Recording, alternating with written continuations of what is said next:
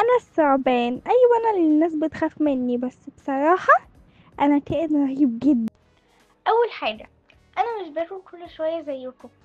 انا ممكن اكل فريسه كبيره واقعد بعدها مرتاحه كده اسبوع شهر ويمكن شهور. ببساطه انا استاذه في التوفير.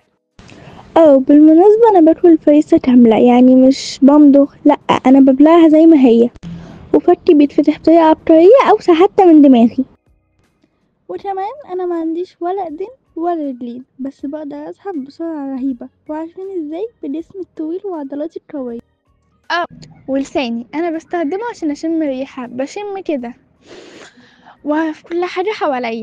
ومعنديش ودان، بس اي اهتزاز بسيط في الارض انا بسمعه، قصدي بحس بيه.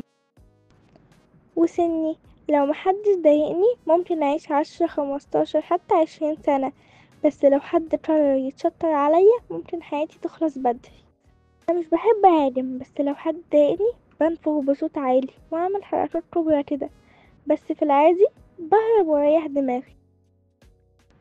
كل فترة كده بحس إني زهقت من شكلي، فأقلع جلدي كله واطلع بالجديد أحلى وأروق، يعني دايما ستايل على الموضة.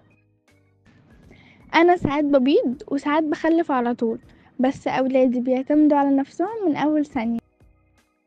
عارفين، احنا موجودين من قبل الديناصورات، احنا حرفيا من ايام زمان قوي قوي. جدي الكبير كان بيحبي في الغابة قبل اي حد.